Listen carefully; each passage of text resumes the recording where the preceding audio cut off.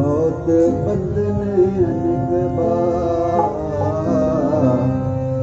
सर्व कला संगरथ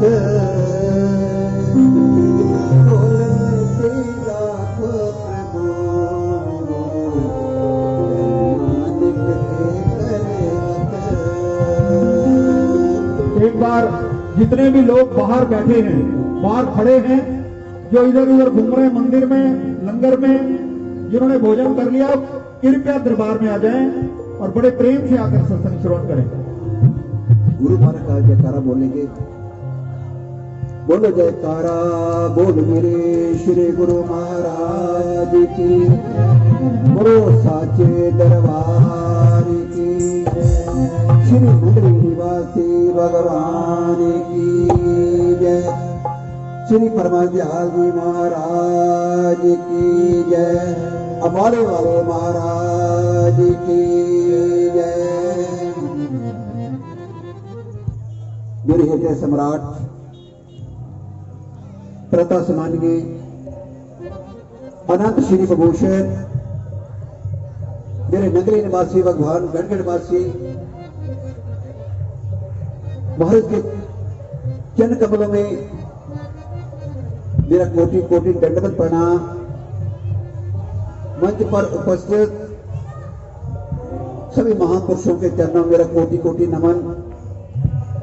दूर दराज से आई हुई गुरु महाराज की प्यारी प्यारी संगत, आज बड़ा खुशी का दिन है कि आश्रम का उद्घाटन के उपलक्ष्य में इस संत समाज और गुरु महाराज की संगत महाराज के दर्शन करने के लिए, संतों महापुरुषों के दर्शन करने के लिए हम आए हैं। तो बड़ा सौभाग्य है। गुरु प्यारों, अभी अभी बसंत पंचमी का त्योहार मनाया गया।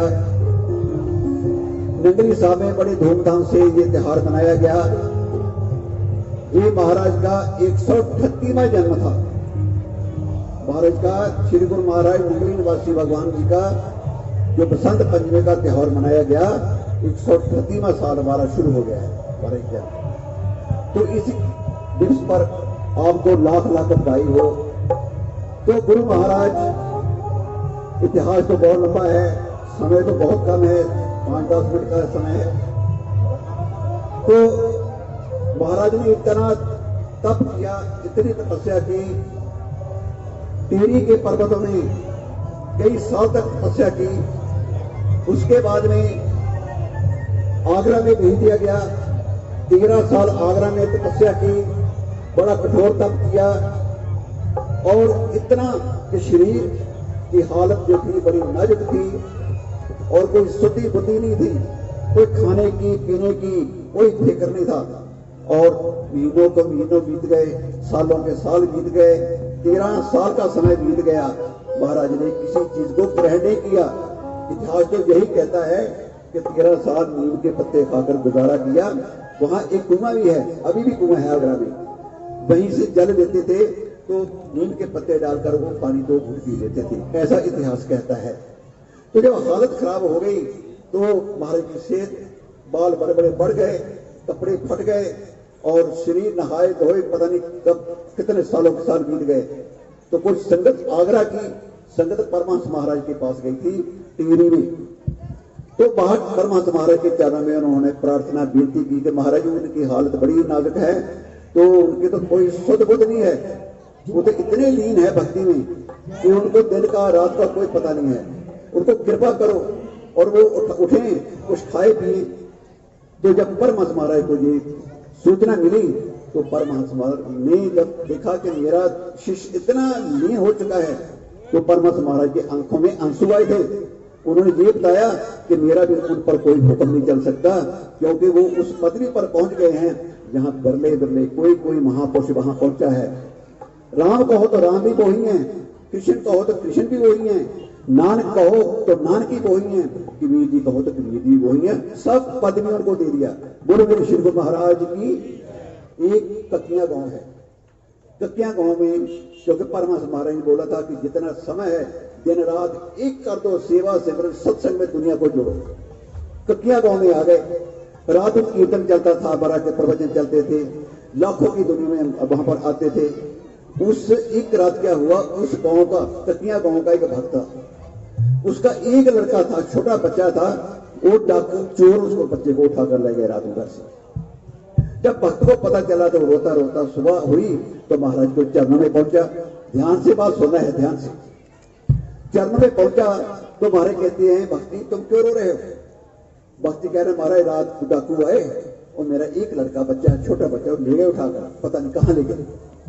तो महाराज कहते हैं, तू रो मत भक्त जी, तू रो मत, तू भजन कर जाके घर में, तेरी भगवान रक्षा करेगा, तेरे बच्चे की रक्षा करेगा, तू भक्ति कर, सिमरन कर, रोना नहीं है। भक्त घर में चले गए, सिमरन में बैठे तो क्या हुआ, अगले दिन में एक चोर और डाकू की चिट्ठी आई उसके नाम पर।